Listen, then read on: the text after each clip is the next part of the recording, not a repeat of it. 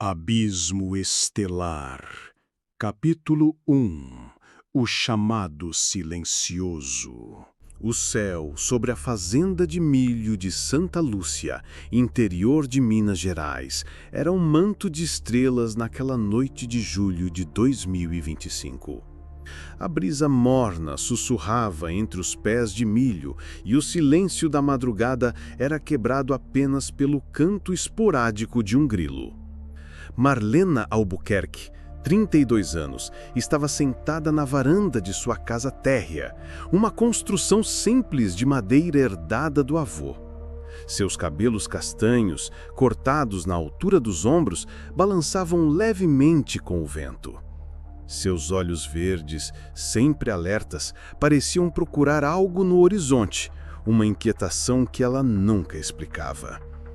Marlena era psicóloga, mas abandonara a prática clínica após um colapso nervoso 2 anos antes.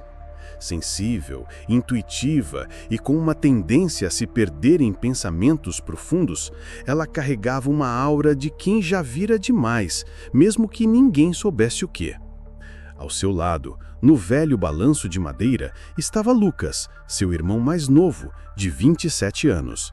Ele era o oposto dela. Extrovertido, com um sorriso fácil e cabelo preto bagunçado que caía sobre a testa. Técnico em eletrônica, Lucas tinha um jeito prático, mas seu humor sarcástico escondia uma insegurança que só Marlena percebia.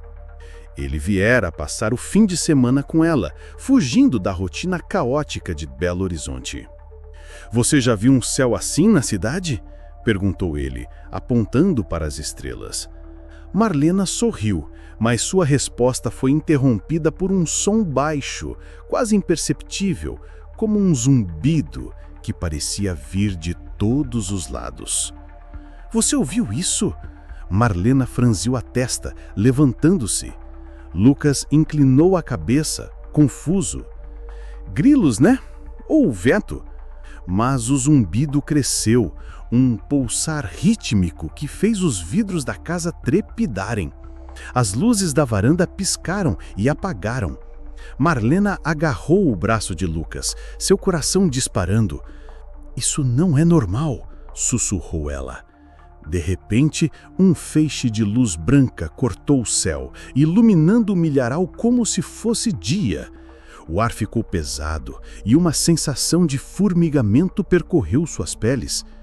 Lucas tentou falar, mas sua voz saiu abafada, como se estivesse debaixo d'água. No milharal, algo se movia. Não era o vento. As hastes se separavam com precisão, como se algo as estivesse empurrando deliberadamente.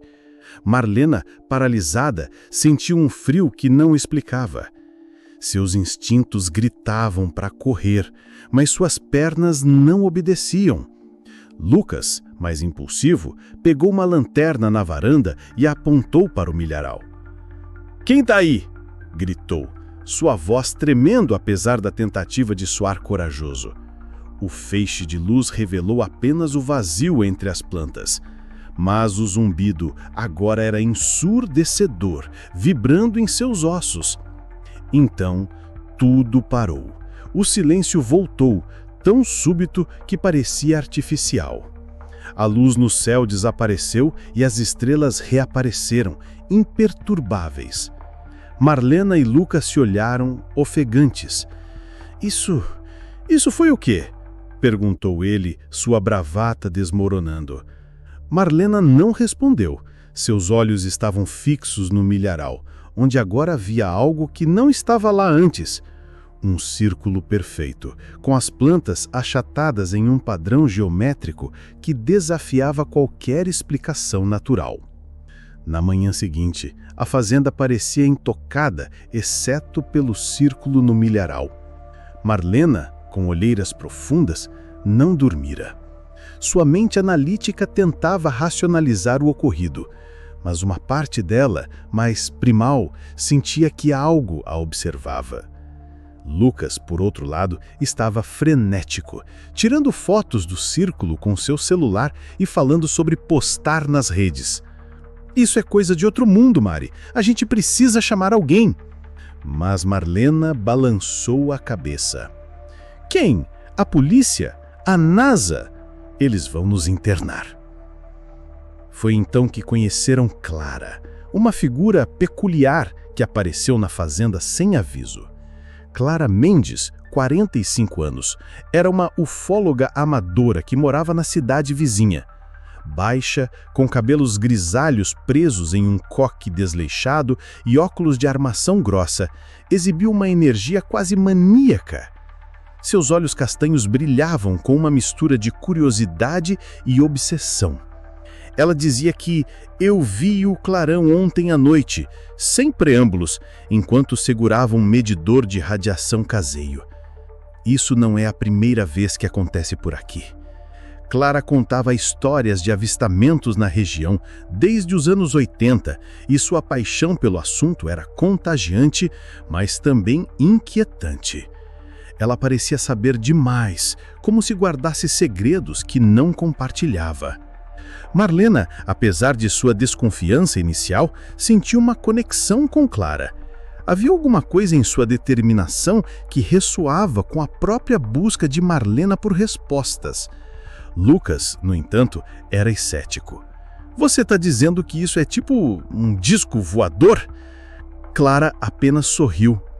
Vocês já sentiram que estão sendo observados, como se algo estivesse dentro da sua cabeça?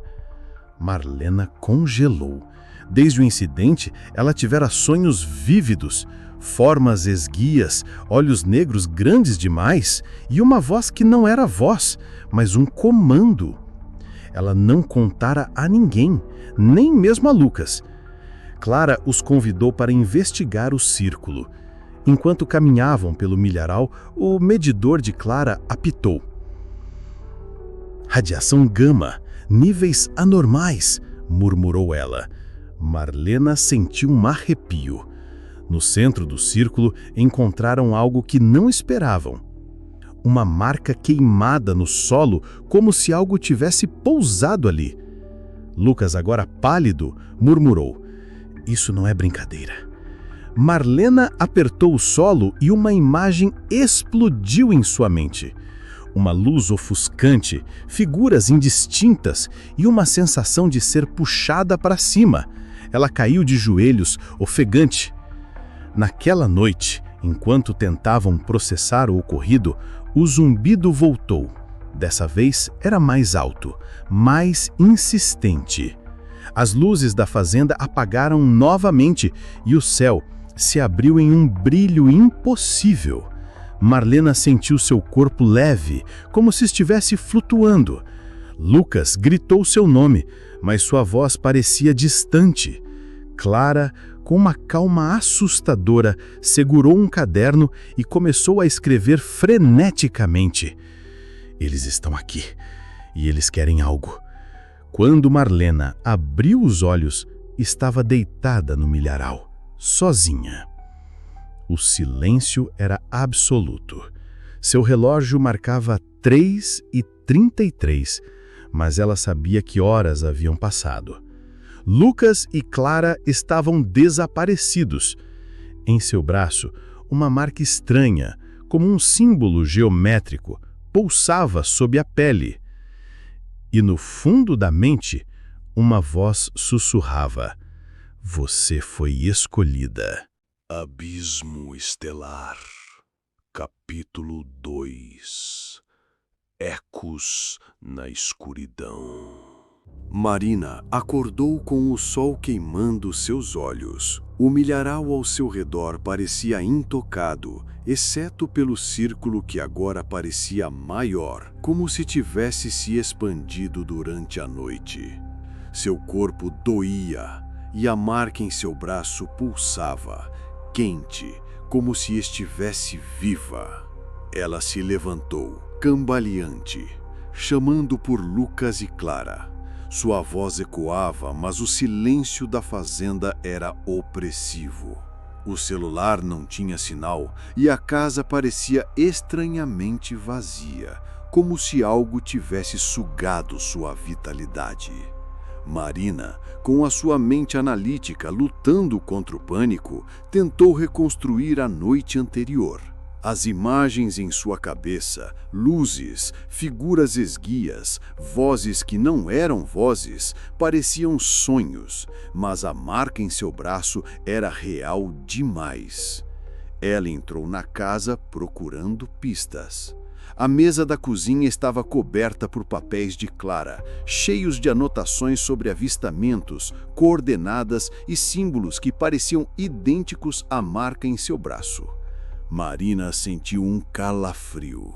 Clara sabia de algo, murmurou para si mesma. Enquanto examinava os papéis, um barulho veio do porão. Marina hesitou. O porão da fazenda era um lugar que ela evitava desde criança. Úmido, escuro, com um cheiro de terra que a incomodava. Mas o som, um arrastar lento, a chamou. Com uma lanterna em mãos, ela desceu os degraus rangentes.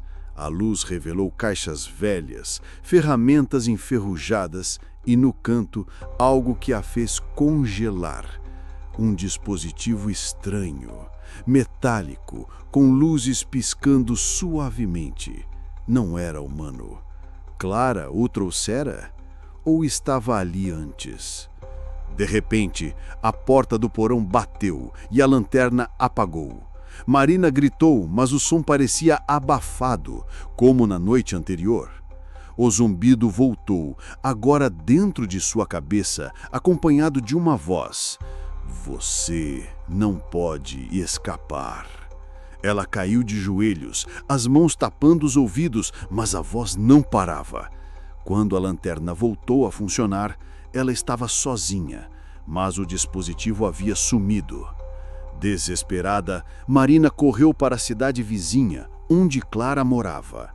A casa de Clara era uma bagunça de livros, mapas estelares e equipamentos improvisados. Lá, ela encontrou Rafael, um amigo de Clara, de 38 anos.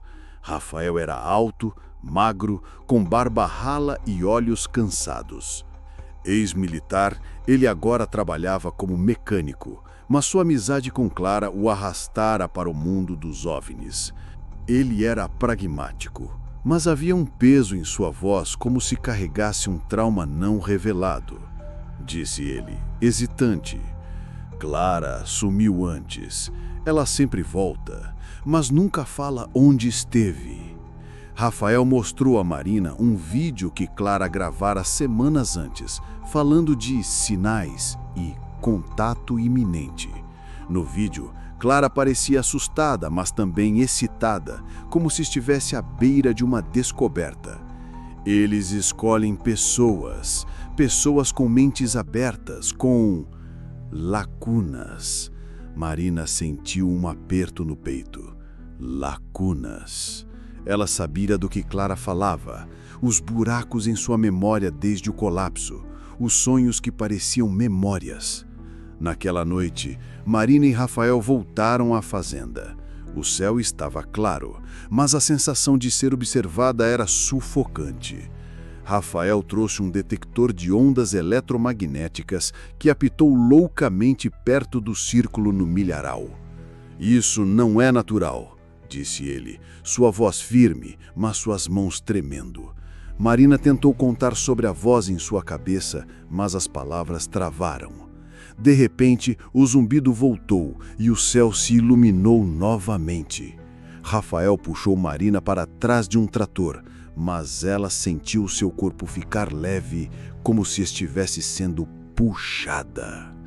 Quando acordou, estava no mesmo lugar, mas Rafael estava deitado a poucos metros, inconsciente. O relógio marcava 3h33. A marca em seu braço agora brilhava suavemente e novos símbolos haviam aparecido, como uma tatuagem viva. Rafael acordou, ofegante, com uma marca idêntica em seu pescoço.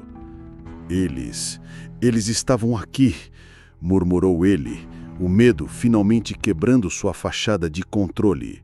Marina olhou para o céu, onde uma luz piscava, como se os observasse. A voz em sua mente sussurrou: "Você vai entender em breve." Abismo Estelar. Capítulo 3. Sombras do passado. Marina não conseguia parar de olhar para a marca em seu braço. Os símbolos, geométricos e pulsantes, pareciam se mover sob a pele, como se tentassem comunicar algo.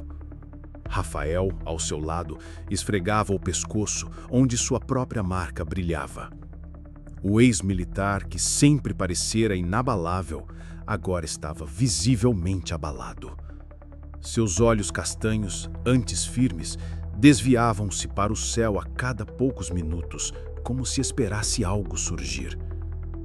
"Eu vi coisas no exército", disse ele, a voz rouca, "mas nada como isso." Marina sabia que ele escondia algo, mas não insistiu. Sua própria mente estava em frangalhos, lutando para separar a realidade de alucinação. De volta à casa de Clara, eles decidiram investigar as anotações dela. Entre papéis amarelados e fotos granuladas, encontraram um diário.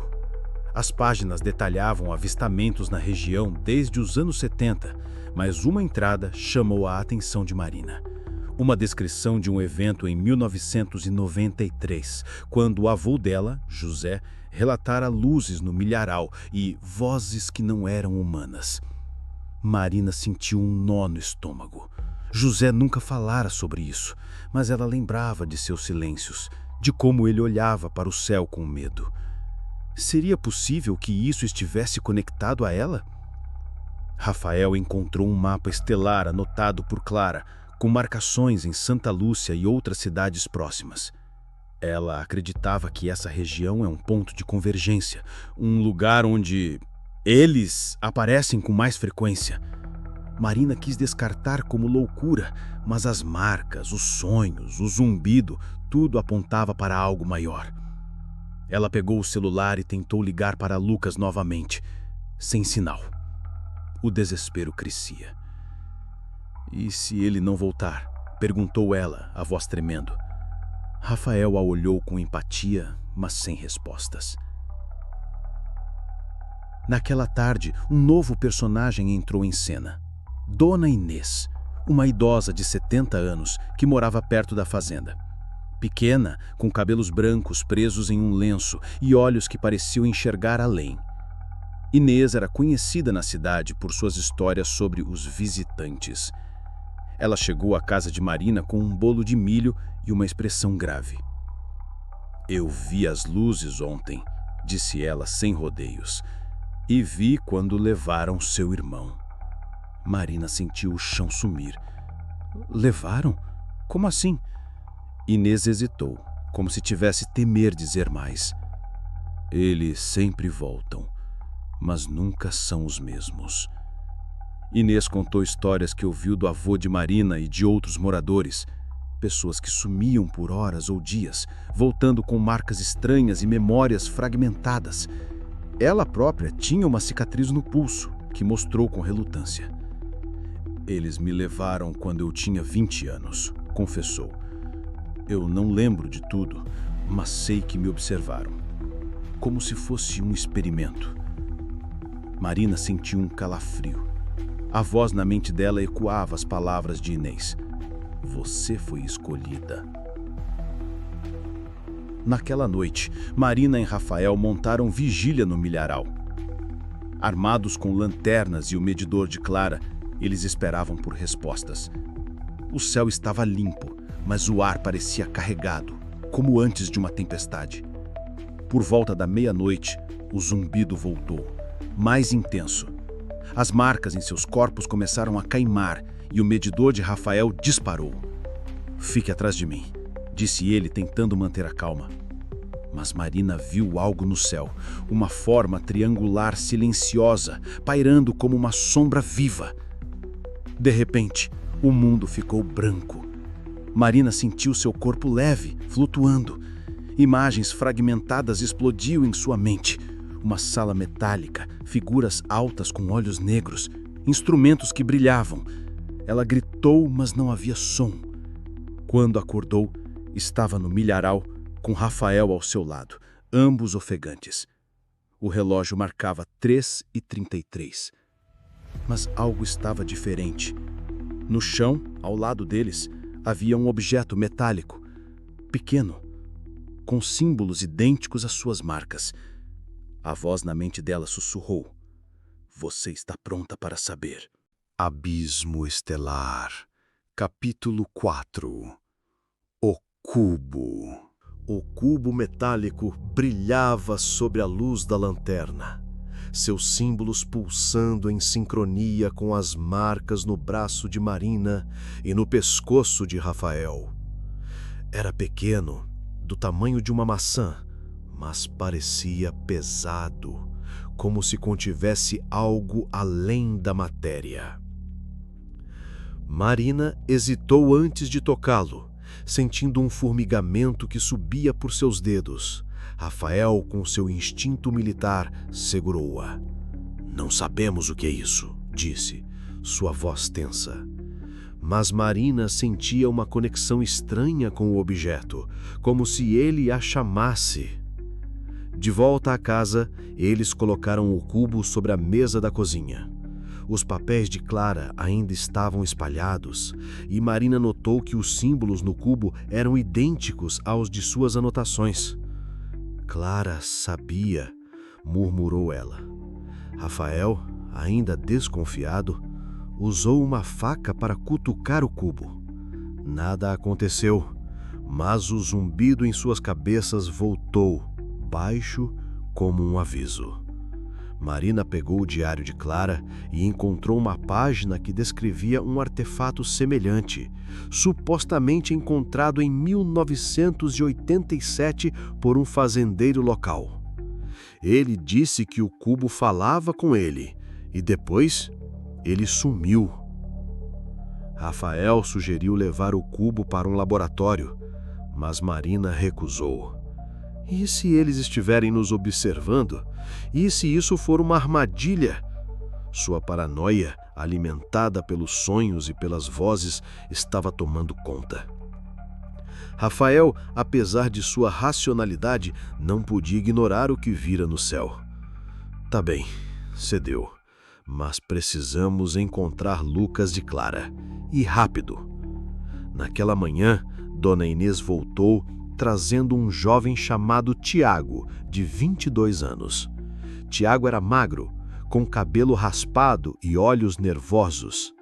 Ele trabalhava na lanchonete da cidade, mas era conhecido por suas visões desde criança. "Eu vi seu irmão", disse ele, hesitante, "num sonho. Ele estava num lugar brilhante, como uma nave." Marina sentiu um misto de esperança e medo. Tiago parecia genuíno, mas sua ansiedade o fazia gaguejar como se temesse o que sabia. "Eles me mostraram coisas", continuou ele. "Cidades no céu, máquinas vivas, mas também dor." Marina e Rafael decidiram investigar o milharal novamente, agora com Tiago.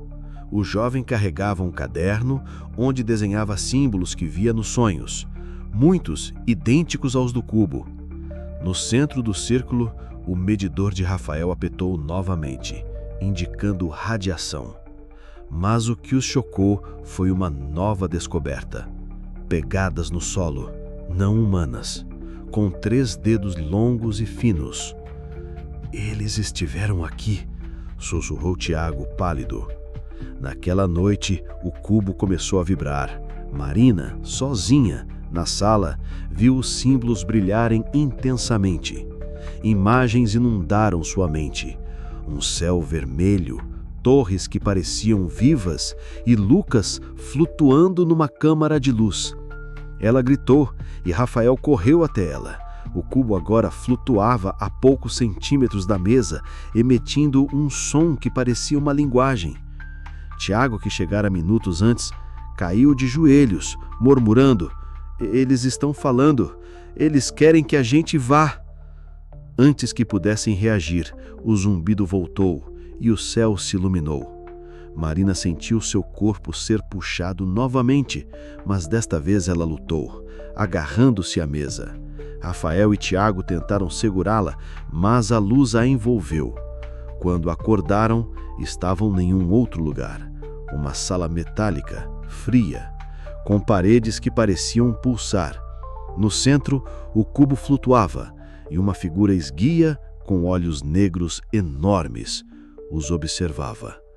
A voz na mente ecoou: "Vocês são a chave."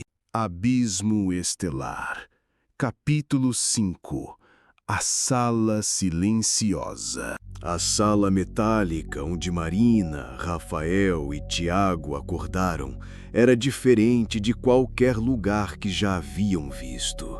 As paredes, lisas e brilhantes, pareciam mudar de cor sutilmente, como se fossem líquidas. Não havia portas ou janelas, apenas um vazio que parecia infinito. O cubo flutuava no centro, agora maior, pulsando com luzes que formavam padrões hipnóticos. Marina sentia a marca em seu braço queimar, sincronizada com o objeto.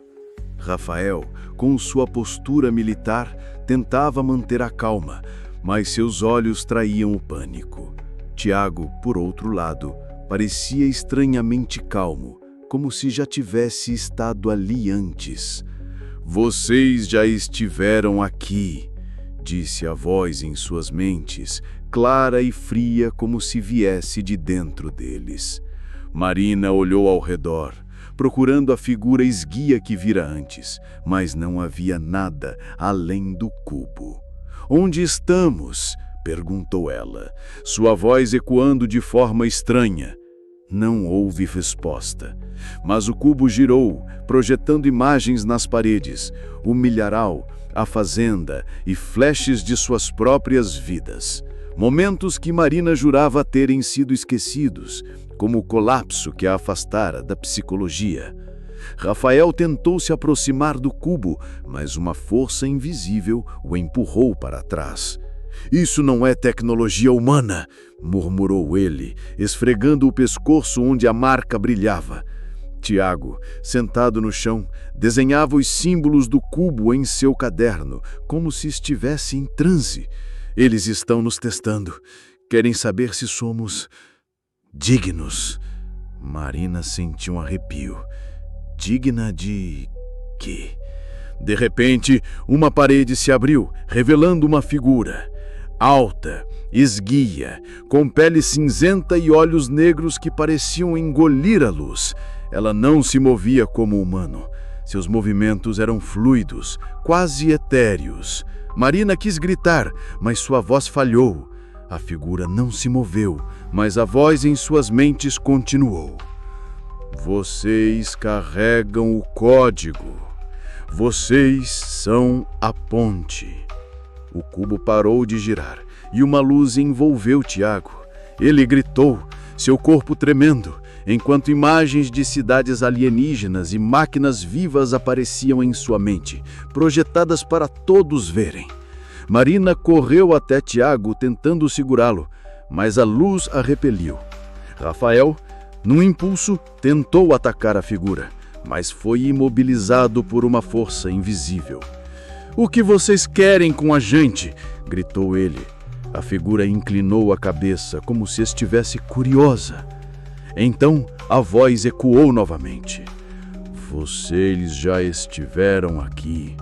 Vocês sempre estiveram." As memórias de Marina explodiram. Flashes de outras abduções, desde criança, momentos que ela bloqueara. Ela viu Lucas deitado em uma câmara com tubos conectados a ele. Quando a luz diminuiu, Tiago estava inconsciente, mas vivo. A figura desapareceu e o cubo caiu no chão, agora inerte. Marina sentiu lágrimas escorrerem por seu rosto. "Eles estão brincando com a gente", sussurrou ela. Rafael, liberado da força, ajudou-a a levantar Tiago. "Temos que sair daqui", disse ele. Mas não havia saída visível. O desespero crescia, mas Marina notou algo. Os símbolos em seu braço agora formavam um padrão diferente, como um mapa. De repente, a sala tremeu e o chão se abriu, sugando-os para a escuridão.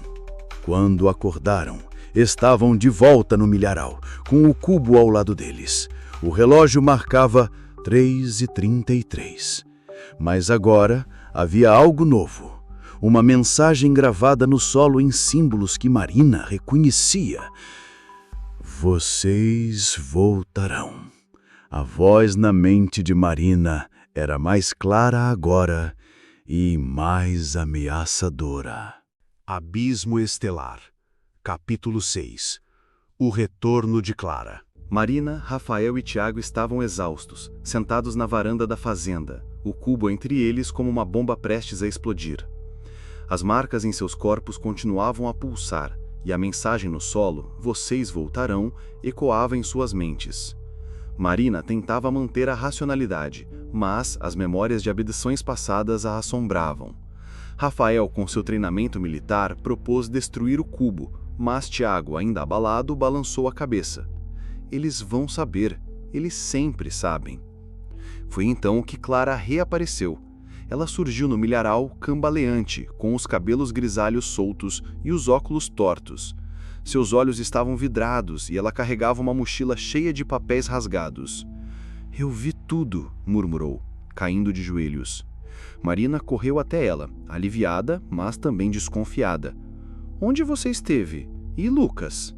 Clara olhou para ela, mas parecia não enxergá-la.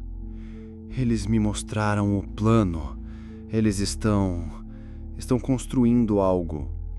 Clara explicou com a voz trêmula que fora levada para o mesmo lugar que Marina e os outros, uma sala metálica, cheia de luzes e figuras esguias. Mas ela vira mais, uma rede de cidades flutuantes, conectadas por feixes de energia. "Eles estão usando a gente. Nossas mentes, nossos corpos, somos peças de um quebra-cabeça." Marina sentiu um vazio no estômago. "E Lucas?" perguntou novamente. Clara hesitou. "Ela está vivo, mas mudado." Rafael, cético, exigiu provas. Clara tirou da mochila um dispositivo pequeno, como uma bússola, que girava freneticamente. "Isso capta os sinais deles. Eles estão próximos." O dispositivo apontava para o cubo, que começou a vibrar novamente. Tiago, ainda traumatizado, recuou. "Não toquem nisso!" gritou ele. Mas Marina, movida por uma mistura de medo e curiosidade, pegou o cubo. Uma onda de imagens a atingiu. Lucas, preso em uma câmara, com símbolos brilhando em sua pele. Naquela noite, o grupo decidiu tentar falar com o cubo. Clara sugeriu usar o dispositivo para amplificar o sinal. Eles montaram um círculo no milharal, sob o céu estrelado. O zumbido voltou, e o cubo flutuou, projetando hologramas de símbolos complexos. Marina sentiu a voz na sua mente novamente. "Vocês são a ponte para a nova era." De repente, uma luz cegante os envolveu, e eles foram puxados novamente para a sala metálica. Desta vez, Lucas estava lá, flutuando em uma câmara de luz. Seus olhos estavam abertos, mas vazios. Marina gritou seu nome, mas ele não reagiu. A figura esguia reapareceu, e a voz ecoou. "Ele é o primeiro. Vocês serão os próximos." O cubo girava no centro, agora maior, como se estivesse se transformando. Clara, com uma determinação assustadora, começou a anotar os símbolos, murmurando: "É assim que vamos detê-los." Quando acordaram, estavam no milharal. Lucas não estava com eles. O cubo agora tinha uma fenda, como se estivesse se abrindo, e a voz em suas mentes dizia: "O tempo está acabando." Abismo Estelar, capítulo 7. O plano revelado.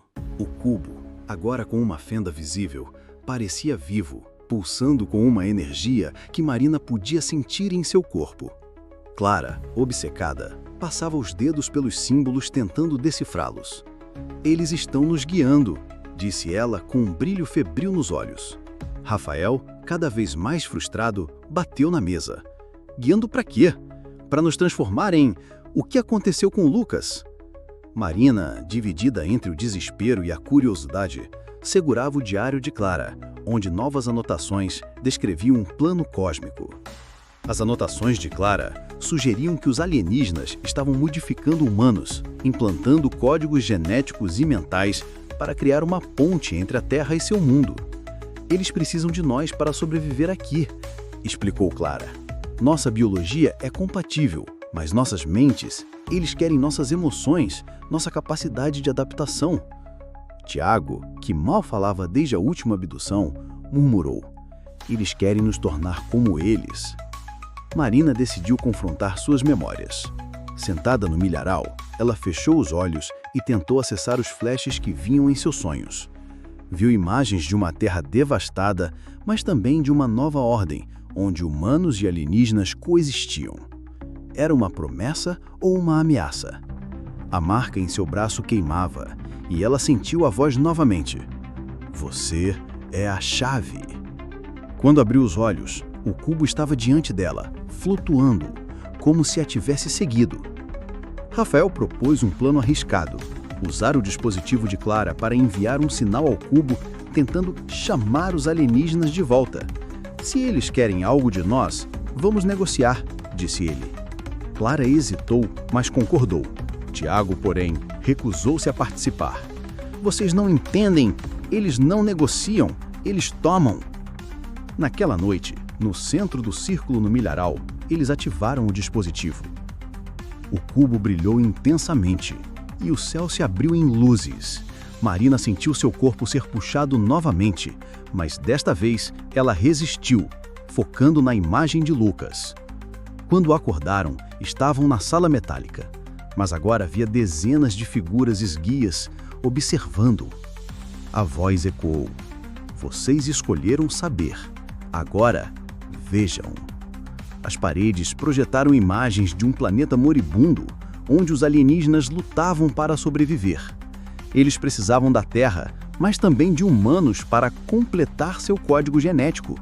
Lucas, ainda na câmara, era o primeiro experimento bem-sucedido. Marina gritou, exigindo que o libertassem.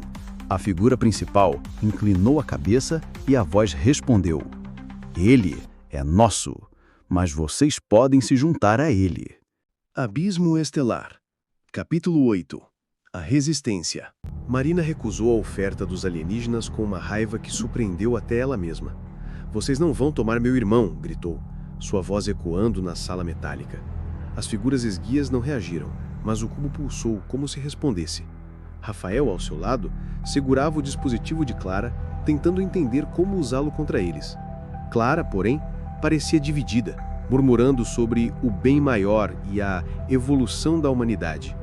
Tiago, ainda abalado, apenas tremia, incapaz de agir. De repente, o cubo emitiu um som agudo e as figuras recuaram. Marina aproveitou a distração para correr até a câmara onde Lucas flutuava. Seus olhos estavam abertos, mas ele não a reconhecia. Símbolos brilhavam em sua pele, como uma tatuagem viva. "Lucas, sou eu!" sussurrou ela, tocando o vidro.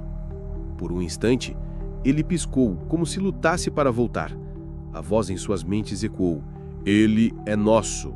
Vocês não podem mudar isso." Rafael, com sua mente prática, começou a mexer no dispositivo de Clara, ajustando os controles. "Se isso capta os sinais deles, talvez possamos interferir", disse ele. Clara tentou detê-lo, gritando que isso poderia destruí-los, mas Marina a ignorou, focada em Lucas. Ela pegou o cubo que agora queimava em suas mãos e o segurou contra a câmera.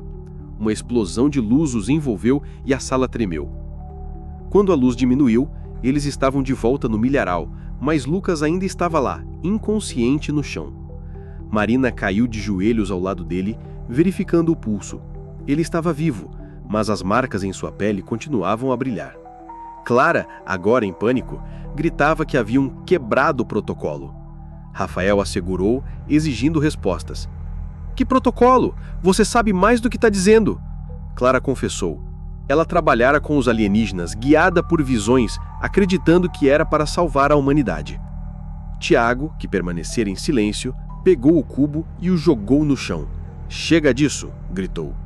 O cubo se abriu, revelando um núcleo brilhante como uma estrela em miniatura. A voz ecoou novamente, agora em tom de urgência. Vocês não podem deter o inevitável.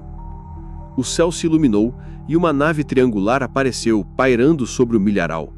Marina segurou Lucas, prometendo protegê-lo, enquanto a luz os envolvia novamente. Abismo Estelar, Capítulo 9 – O Sacrifício. A nave era imensa. Um labirinto de corredores metálicos que pareciam pulsar como veias. Marina segurava Lucas, que ainda estava inconsciente, enquanto Rafael e Clara tentavam encontrar uma saída. Tiago, agora mais lúcido, carregava o cubo aberto, cujo núcleo brilhava intensamente. "Isso é a chave", disse ele. "Se destruirmos isso, talvez eles nos deixem em paz." Clara balançou a cabeça. Desesperada. "Vocês não entendem. Isso pode destruir tudo." As figuras esguias reapareceram, agora em maior número, movendo-se em silêncio. A voz em suas mentes era mais insistente. "Vocês não podem parar o processo. A fusão já começou." Marina viu Lucas se mexer, murmurando palavras desconexas. Seus olhos, agora com pupilas dilatadas, pareciam ver algo além. "Mari, eles estão dentro de mim", sussurrou ele. Ela sentiu um aperto no coração, mas se recusou a desistir. Rafael encontrou uma sala de controle, cheia de painéis com símbolos pulsantes. Ele tentou usar o dispositivo de Clara para interferir, mas as figuras o cercaram. Clara, em um momento de lucidez, pegou o cubo de Tiago e correu até o painel central. "Eu sei o que fazer", disse ela, com lágrimas nos olhos. "Eu fui parte disso, mas agora vou consertar." Antes que Marina pudesse detê-la, Clara conectou o cubo ao painel, desencadeando uma explosão de luz. A nave tremeu violentamente e as figuras gritaram, um som que não era físico, mas mental, rasgando suas mentes. Clara caiu, seu corpo convulsionando, enquanto o cubo se desintegrava. Marina segurou Lucas, gritando para Rafael ajudá-la. Tiago, em pânico, tentou correr, mas uma das figuras o alcançou e ele desapareceu em um flash de luz. A voz ecoou uma última vez. "O sacrifício foi feito, mas o plano continua." Quando a luz diminuiu, Marina, Rafael e Lucas estavam de volta no milharal. Clara e Tiago haviam sumido. O cubo não existia mais, mas as marcas em seus corpos continuavam a brilhar. Lucas, agora consciente, olhou para Marina com lágrimas nos olhos. "Eu vi tudo, Mari. Eles não vão parar." O céu estava calmo, mas Marina sabia que era apenas o começo. Abismo Estelar, o novo amanhecer. Marina, Rafael e Lucas estavam de volta à fazenda, mas o silêncio era enganador. O milharal estava destruído, com novos círculos aparecendo como feridas na terra. As marcas em seus corpos haviam parado de brilhar, mas Marina ainda sentia a voz em sua mente, agora mais fraca, como um eco. Lucas, ainda fraco, contava fragmentos do que vira. Uma rede de mundos conectados, humanos sendo transformados e um plano para reconstruir a Terra. "Eles não são maus", disse ele, hesitante, "mas também não são bons. Eles só existem." Rafael, com sua praticidade, insistia em contar às autoridades, mas Marina sabia que ninguém acreditaria. "Eles vão nos trancar, ou pior, vão nos entregar a eles." Dona Inês apareceu na fazenda trazendo notícias. Outros moradores relataram luzes no céu e alguns haviam sumido. "Isso já aconteceu antes", disse ela, com tristeza. "E vai acontecer de novo." Marina encontrou uma última anotação de Clara, escondida em seu diário. "O cubo é apenas um transmissor. O verdadeiro plano está em nós." Ela olhou para Lucas, que agora tinha uma calma estranha, como se tivesse aceitado seu destino. Rafael, porém, estava determinado. "Se eles voltam, estaremos prontos", disse segurando o dispositivo de Clara, que milagrosamente sobrevivera. Naquela noite, o céu estava claro, mas Marina sentiu um vazio. Ela sabia que os alienígenas não haviam desistido. As marcas em seus corpos eram prova disso. Enquanto olhava para as estrelas, a voz ecoou uma última vez. Vocês são o futuro. Marina segurou a mão de Lucas, prometendo protegê-lo, custasse o que custasse. Mas no fundo, ela sabia, o verdadeiro terror não era o que estava no céu, mas o que já estava dentro deles.